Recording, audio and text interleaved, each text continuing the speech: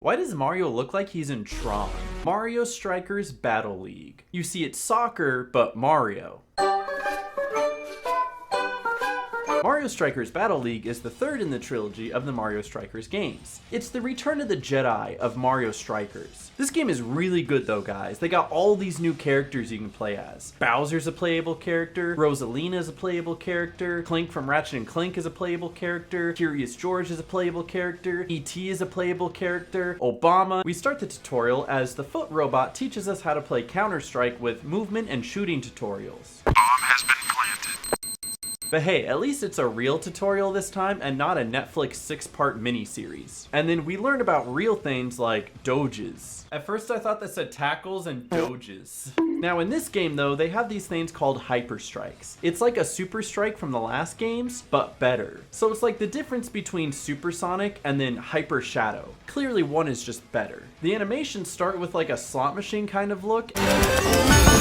And they look amazing, don't get me wrong, but they also take longer than a colonoscopy.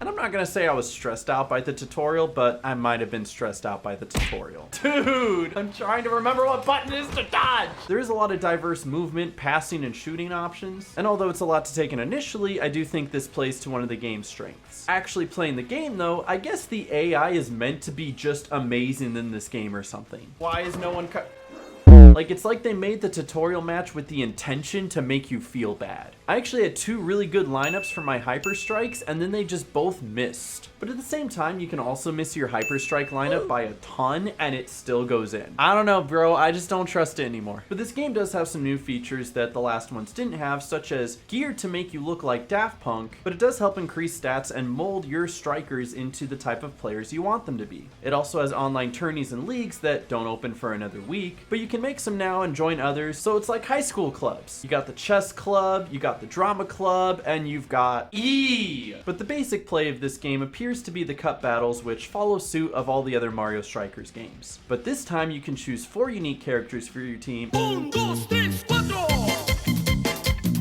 Instead of having a team captain and then some minions. It's like creating your own Avengers, but instead of fighting aliens, you get to beat up some Yoshis. And you also gotta be careful while playing this when you choose between manual and automatic. Just think of it like a car where you choose automatic because it's the right choice. And the only people that choose manual are the stubborn ones that drive pickup trucks and listen to country music.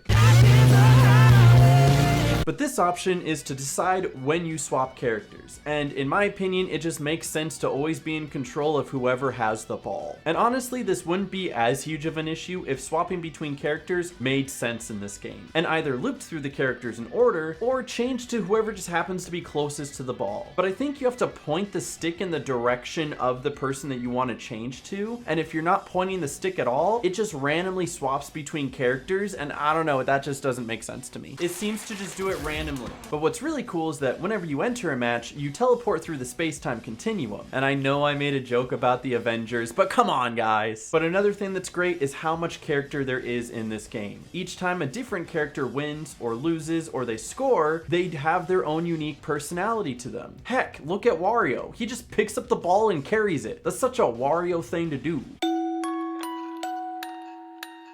But on the drawback, there is only a limited amount of characters that you can play, which leads to some interesting questions like, wait, I just played Bowser. Why is Bowser on 2 teams? But then you got stuff like this where you got Waluigi on one team going against Waluigi on another team. And another great thing about this game is there's still just as much violence as before.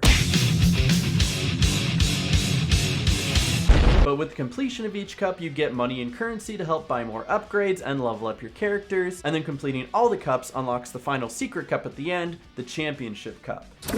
He did what in his cup? And then beating that gives you this Galactic mode, which is just all the cups all over again, but harder. Now, I didn't go through all of that, but I did play for a few hours to get a good feel for the game, and I do have some quick thoughts. The game is definitely a bit to handle at first, but once you start getting the hang of it and remembering how to execute your perfect hits and passes, the game is a ton of fun. The only complaint I have is with how the AI seems to be afraid of the ball sometimes and won't get downfield for me to pass it to them, or won't even go near the ball if it's near them. But if you're playing with friends, that definitely fixes that issue because everybody's in control of their own character and can move about freely and go wherever you need them to go. But all in all, it is still another Mario sports game that costs too much money. Like if it was $30 or $40, I would definitely recommend this to you guys. But since it's $60, maybe only play if you have an interest in doing the online league or you have a lot of friends that come over to your house that you can play with frequently. So 7 out of 10. And don't give the ball to Rosalina though, she's just gonna kick it into orbit. Great, now we can't even play anymore.